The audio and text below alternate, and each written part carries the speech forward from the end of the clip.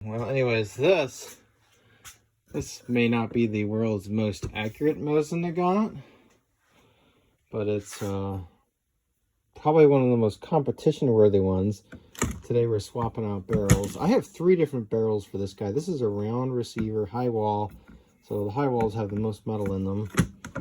A lot of people think that the hex receivers have more metal in them, but that's not true. You weigh the difference, weigh them on a scale, and you'll see that the round receivers with a high wall are heavier. But this right here is the barrel that came off of it. I shot this last year in competition quite a bit. This is a 308 by 54R. So it's a 7.62 by 54R. It just has a 308 caliber bore to it. Okay. And then in the bag here is another barrel. This one's actually a standard 7.62 by 54R, which is a 311 caliber bore. And that one actually can shoot surplus if I wanted to, although I don't. These are too expensive to mess up with surplus. This guy right here, this is a 7.62 by 54R improved. Okay, it has a 40-degree shoulder on it. I've actually got another video about fireforming the brass for this. And I haven't had this barrel on here for a while because, well, the guy who did the original design, he never did a full-length sizing reamer, okay, which you got to buy another reamer to do that. But now I have a full-length sizing die and the reamer that I made, and so I'm going to start sizing all my brass because I've got about 100 pieces of brass for this. It's all Lapua brass, and I'm going to start shooting it again in competition this year. Alright, so this right here is basically a piece that I kind of machined and also need to polish a little bit more.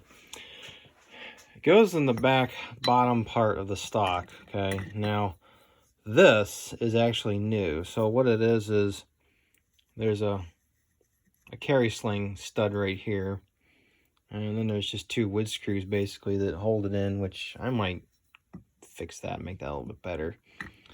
This hole right here is actually for a rear monopod, which I don't use because I don't shoot off of anything but bags. But the idea here is that we're making this addition. It's got 2 set screws in it, so that I can use the set screws to actually kind of rotate this a little bit. So I'll be able to set this thing in my bags and push it back and forth and see if it stays on target or not, and then just be able to turn these set screws here to basically make the gun track true in my bags. Should be a pretty good enhancement, and should help with actually quite a bit, especially with follow-up shots and being able to shoot faster at competitions. Alright, so this, come on, focus. Alright, so this right here is basically the plate that goes on the front. Allows me to use a 3-inch bag because this stock is not for a 3-inch bag.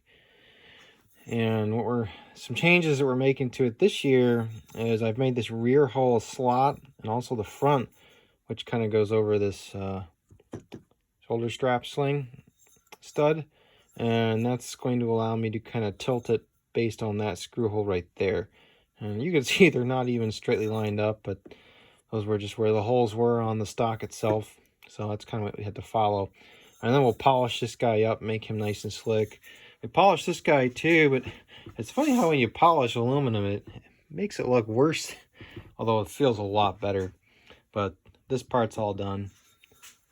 And what we got to do next to this is actually drill 2 very deep holes on each side so I can put a set screw for each side, and we'll use this as our press point to kind of cause this thing to pivot.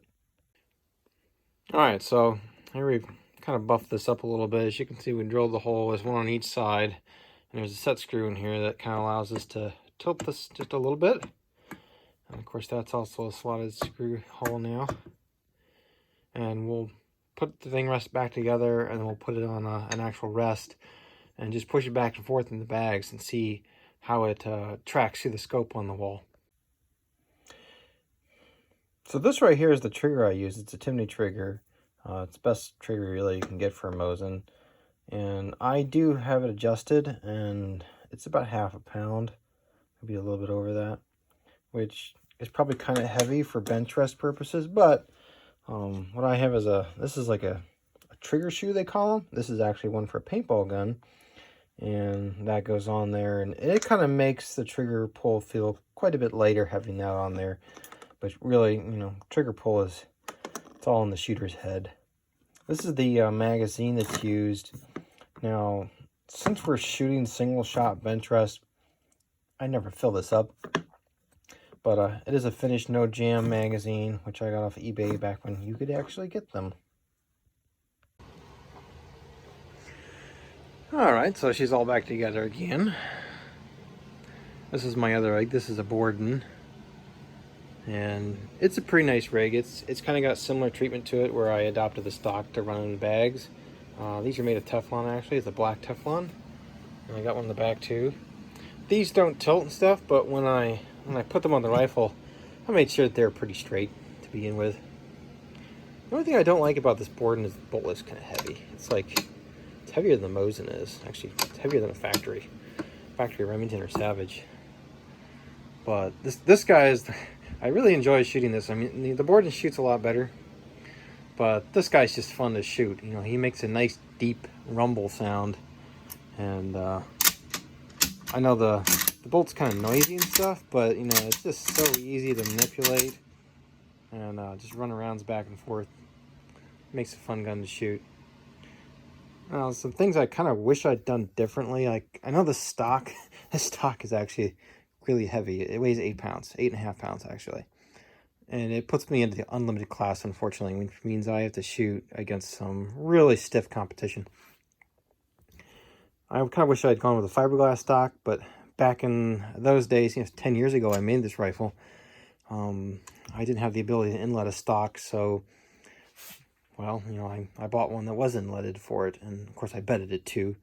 But nowadays, you know, I think if I redid it again, I would do a fiberglass stock so that I could shoot in like a lighter class or something like that.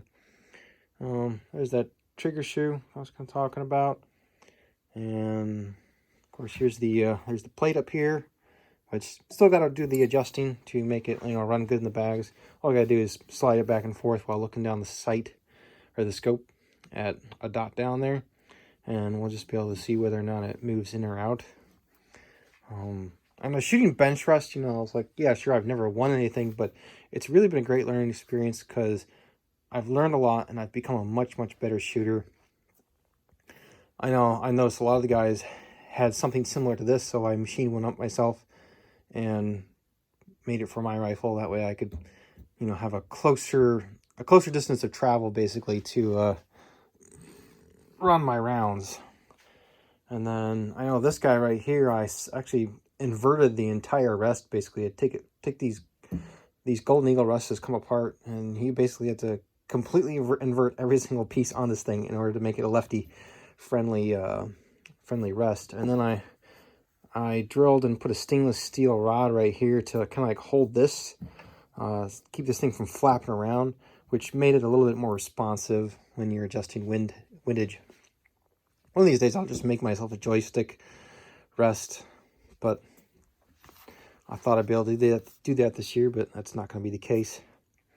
But, you know, overall, it's a really fun gun, and I do enjoy shooting it. Some of the things that still remain to be fixed on it, I think, would be maybe the chambering itself. So the reamer that was used for this, it's a 54R improved. However, that reamer was actually designed for a .311 caliber bore, and this is a .308. You know, I wanted to be able to shoot any bullet I wanted, so I used a .308 bore, and I just used a .311 reamer on it. And unfortunately, that means that in the free bore of the chambering, there's actually like a little step down, and it kind of, I think it makes my SDs a little bit bigger than they should be. But that's something I'll probably fix when this barrel gets a little more worn. I'll just swap it out for something nicer. So she's a fun gun, and I really like shooting her. I originally started shooting her with a tripod, or a bipod actually, I'm sorry. And of course I've switched over completely to using bags. And I know a lot of people were like, oh, just put it in a lead sled and strap it down and keep it from recoiling. But in the Benchrest world, you want your gun to recoil, and that is because your gun will actually move backwards. At least this is true for a 6 PPC. It'll move backwards about 100,000ths of an inch, or about 1/8 of an inch, before the bullet even leaves the bore. So you need to have your rifle able to move, and it needs to move in a straight line, and in that way you will get the tightest groups. Bolting your rifle down to like an engine block or something like that, not going to work. It's a good way to crack your stock, because that inertia has to go somewhere, and it'll go into your stock or into your optics, and none of that's good.